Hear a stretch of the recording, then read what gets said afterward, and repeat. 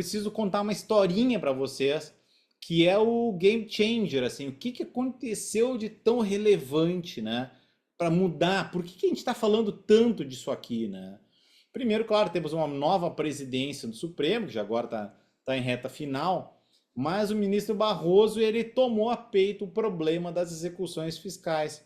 Pela primeira vez, o Supremo percebeu ou se autorizou a dizer com todas as letras que o judiciário havia sido sequestrado pela Fazenda Pública. Tem outros sequestradores, plano de saúde, telefônica, enfim, tem outros ruins aí. Mas a execução fiscal é um sequestrador importante. E ele tomou a peito tentar solucionar isso, e por isso que ele chamou uma sessão para julgar apenas um processo, que foi o tema 1184 da repercussão geral.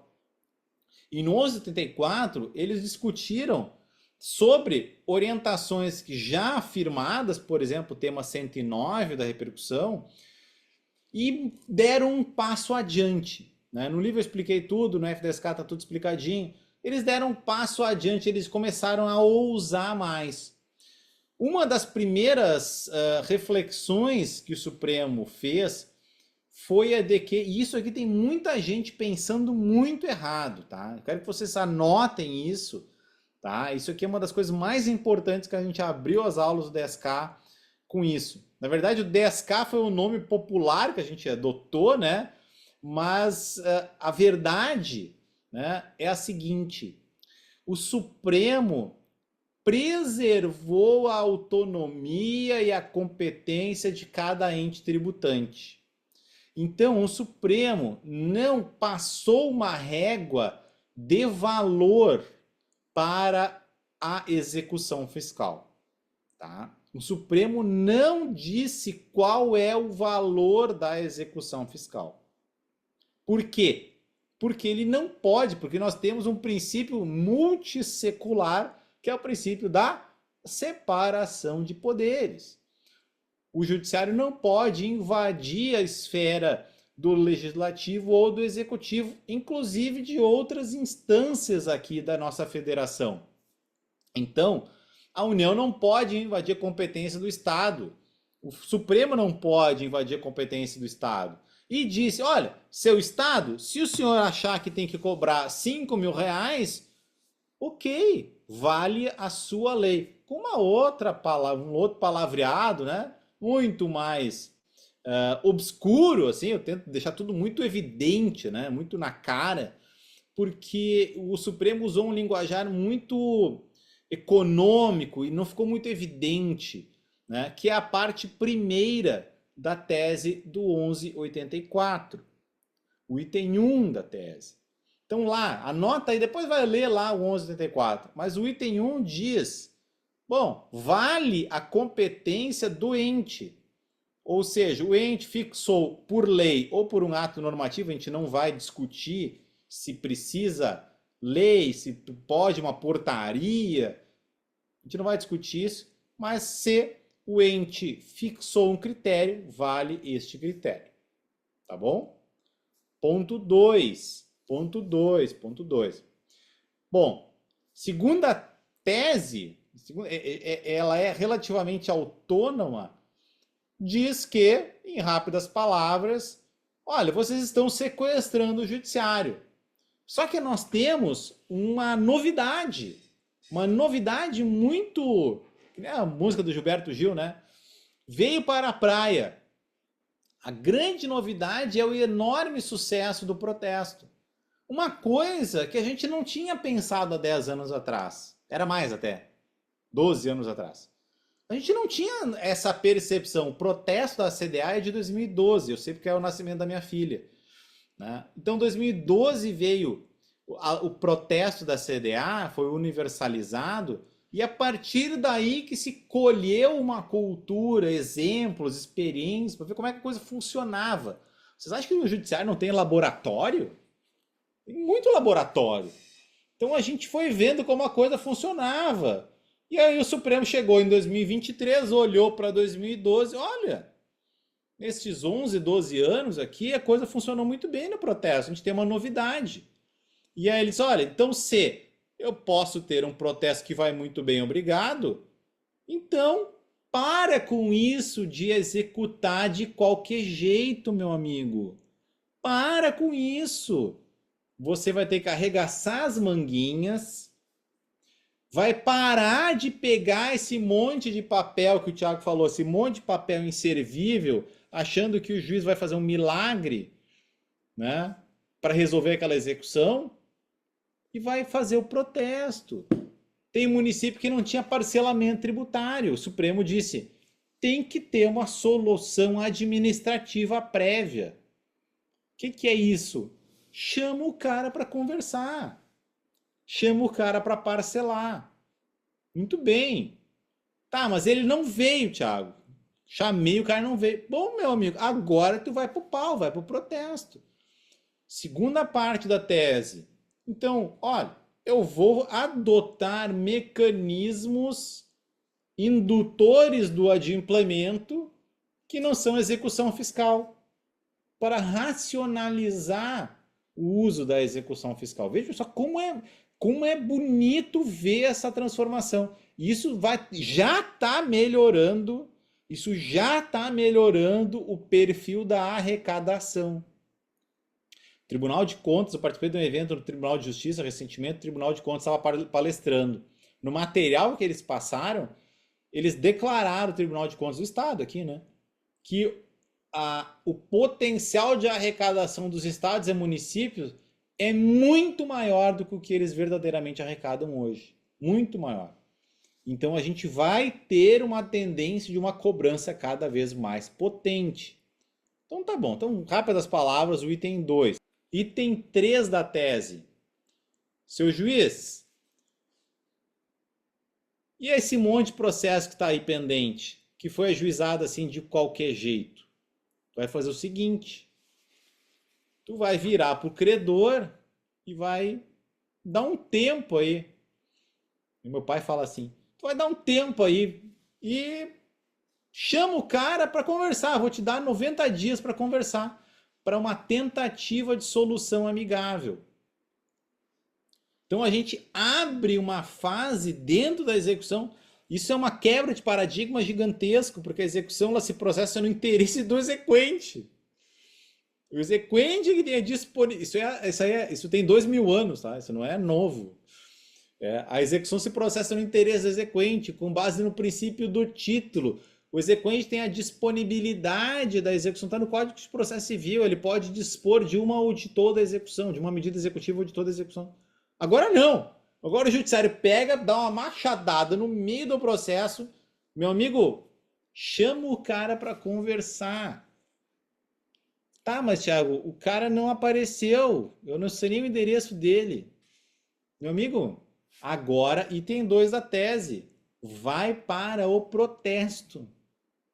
Ai, mas Thiago, eu não tenho endereço. Então tu vai para edital de protesto, meu amigo. É assim que funciona no protesto. Não tem endereço, intima o cara por edital. Declara que não tem endereço e vai para protesto por edital. Então, mudou o jogo. Veja só, deu uma machadada, rachou a execução no meio. E isso tende a tornar o processo mais efetivo. O juiz pode fazer isso? Pode. Ele vai fazer isso necessariamente? Pode ser que não. Para não dizer, né, que não vai fazer em todo o acervo. A parte pode destacar isso? Claro que pode. É matéria de ordem pública. O Supremo disse, a repercussão geral, ela tem efeito vinculante. O juiz não poderia desdizer a repercussão geral. Ele pode eventualmente, olha, eu não tenho perna e braço para tanto. Então a parte pode destacar isso, certo? A parte pode. Então, anota aí. Então funciona assim a nova cobrança. Isso é tão forte porque o Supremo disse, olha, se a Fazenda não trouxer esses resultados de tentativa de conciliação, tentativa de protesto, o juiz tem que extinguir a execução fiscal. E isso é uma revolução muito grande porque nós tínhamos uma súmula do STJ o STJ tem uma súmula dizendo que o juiz não podia extinguir essa execução de ofício. Isso é uma faculdade da administração. Súmula 452 aí para quem quiser anotar e olhar depois. Então, a gente tem uma reformulação muito grande da cobrança. O 1184 fez uma revolução, mas claro, no livro, no curso, a gente falou, olha, isso tudo do 1184 vale, anota aí. Isso aqui é importante, tá? Anota aí. Isso aqui gera muita confusão. Gente, o 1184, ele fala só de execução de pequeno valor. Tá? O 1184 fala só de execução de pequeno valor. Eu acho que vocês podem anotar mais alguns tópicos bem importantes. Que são, primeiro de tudo, Supremo disse para o juiz: nós precisamos, com outras palavras, né? Precisamos higienizar o nosso acervo. Higienizar o nosso acervo.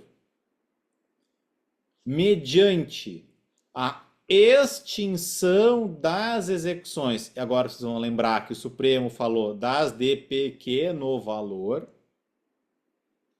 Certo? Com base em alguns critérios.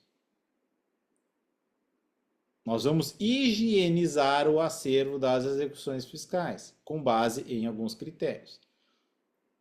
A gente não pode, como eu falei da 452, não podia, né, extinguir de ofício, precisava pedido da Fazenda, agora o jogo mudou, repercussão geral, vinculante, vale como lei, está no livro, vale como se lei processual fosse, nós vamos higienizar o acervo. O juiz tem que observar isso aí. Significa que ele sempre vai observar? O juiz erra. O juiz não tem braço e perna para fazer tudo o que ele deveria fazer. Primeiro, highlight. Isso aqui é obrigatório. Tá? Segundo highlight. O Supremo disse: nós vamos obedecer à competência do ente tributante. Nós não vamos invadir a competência do ente tributante, a gente não vai ofender a separação dos poderes, a gente não vai dizer como um município, diante das suas peculiaridades, como ele deve fazer a sua execução fiscal. O Supremo disse que não ia fazer essa invasão. Só que o Supremo também disse que nós precisamos cumprir um passo a passo para fazer execução de pequeno valor. Primeiro, tentativa de solução amigável. Se não der certo, protesto. E aí, depois eu posso ter execução fiscal. Mas a gente tem um critério que não está explícito na resolução. Então, anota aí no segundo highlight, que é a possibilidade da Fazenda, do juiz, melhor dizendo, a possibilidade do juiz extinguir as execuções de pequeno valor de acordo com a régua de hoje da Fazenda Pública. Por que eu estou dizendo isso? O juiz pode extinguir as execuções de pequeno valor com a régua de hoje da própria Fazenda Pública. O Supremo já tinha dito que eu não posso usar, né, no 109, ele disse, olha, não posso usar a régua do Estado para extinguir a execução fiscal do município que faz parte desse Estado. O município tem paridade, tem diferenças normativas, ele está no mesmo patamar que o Estado. O Estado não é mais que o município, ele não disciplina o município. O município é ente tributante com as suas próprias competências. O Supremo diz, olha, tu não pode pegar uma lei estadual e aplicar no município, eu não posso pegar uma lei federal e aplicar no estado, óbvio. E o Supremo separou o joio do trigo. Mas a gente tem uma entrelinha que nunca ninguém, eu nunca ia chegar, eu tô falando isso aqui porque me ensinaram no CNJ como é que é para ser, né? Que é eu pego a régua de hoje. Qual é a régua de hoje, Thiago? Por exemplo, execução fiscal da Fazenda Nacional é R$ 20.000. Execução fiscal da Procuradoria Federal, por exemplo, execuções do IBAMA, tá? É uma autarquia federal que é representada pela PGF e tem uma portaria do Ministério da Ministério da AGU, dizendo que também são R$ 20.000. Só que isso é a régua de hoje. Mas ali para trás, a régua podia ser R$ 10.000, como foi. Na Fazenda, a régua foi 10 mil. Foi 5 mil. A régua foi subindo. Só que o Supremo disse, olha, eu pego a régua de hoje, a execução que foi ajuizada por R$ 5.000, ela está abaixo do que hoje o ente tributante diz que é o mínimo dele. Eu pego essas execuções que estão neste gap e eu posso dar uma sentença de falta de interesse de agir, porque é a régua do exequente. Item 1 da tese do 1184. Bem legal isso aí. Então, nós temos uma série de inovações aí que estão assim meio nas entrelinhas, né? E que estão sentindo, a gente está sentindo, né? Esse impacto aí já no judiciário. Mas eu falei que eu ia falar 3 highlights, já falei 2. Deixa eu procurar o terceiro que eu tenho anotado aqui. Ah, o terceiro é muito legal. Fiquei indignado essa semana. Pô, final de ano, a gente recebe um monte de boleto. É festa, é evento, é não sei o que, é IPTU de tudo que é coisa, é IPVA, é escola, é rematrícula e não sei o que. Eu esqueci de pagar o IPTU do nosso apartamento. Esqueci de pagar. Esqueci. Eu queria ter pago com o desconto, né? E era o desconto até dia 2 de janeiro. Não tinha dinheiro ali quando veio o boleto. E aí até falei para minha esposa, tem até dia 2 para pagar, a gente vai receber no final do mês, aí eu pago o IPTU. Esqueci.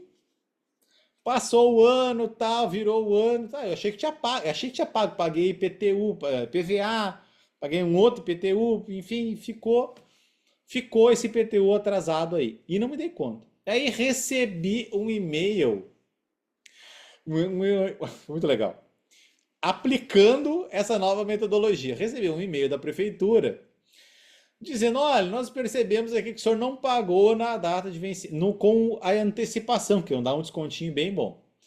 E percebemos que o senhor não pagou no parcelamento, aquele do tema 980 do STJ, né, que eu vivo ensinando sobre o tema 980. Então, o seu débito foi escrito em dívida ativa. E eu, puta que pariu, né? Eu com débito escrito em dívida ativa. Aí, não, o senhor foi inscrito em dívida ativa. Mas, tudo bem, tem aqui uma oferta de uma transação. Se o senhor pagar com esse QR Code aqui, já fica aderido à transação e aí a gente... Tudo bem. E aí segue o pagamento da transação. Eu olhei, paguei na hora com o Pix, né? A adesão na transação. Isso é o quê? Isso é a tentativa de solução negocial.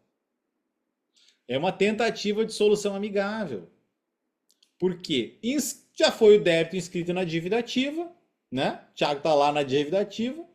E aí tem que chamar o cara para regularizar. Porto Alegre até é bem avançado, Porto Alegre tem até lei de mediação tributária, a primeira do Brasil, né? Mas tem que chamar o cara para conversar. Chamou por e-mail, né? Manda aí um boleto para pagar. Eu paguei. Então, saí do trâmite normal. Qual seria o próximo passo? O próximo passo seria pegar essa dívida ativa, tirar a CDA e jogar para protesto. E aí eu já não consigo mais tirar um financiamento, por exemplo. Então, o protesto é muito importante porque vai evitar, né, o do cara conseguir crédito. Então, para manter o crédito, a gente vai lá e paga antes do protesto. Muito bem. Então tem que ter essa tentativa de solução amigável, que pode ser um parcelamento, pode ser uma autorregularização, pode ser uma transação. Tem que ter algum tipo de. Como eu falei, tinha municípios que não tinham isso. Porto Alegre tem. E isso foi o 1184, que versou sobre o pequeno valor. Mas nós temos a aplicação da resolução agora 547, que foi uma regulamentação do 1184, com uma série de critérios, uma série de procedimentos, uma série de questões, uma série de passos para extinguir as execuções fiscais, quando tem apensamento, quando tem penhora, quando não tem penhora, qual é a prescrição, uma nova propositura de execução fiscal, qual é o prazo de suspensão daqueles 90 dias. Então tem uma série de coisas que estão tratadas na 547, que é a resolução que regulamentou o 1184. Só que ela regulamentou com uma série de coisas a mais, inclusive versando sobre débitos diferentes daqueles débitos que o Supremo disse que eram débitos de pequeno valor.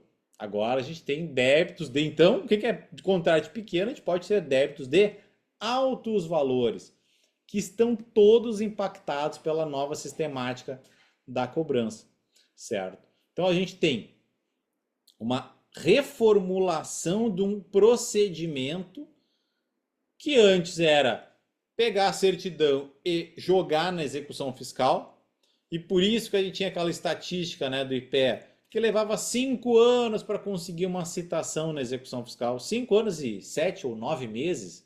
Eram mais de 5 anos. Dava até uma prescrição entre o ajuizamento e a citação.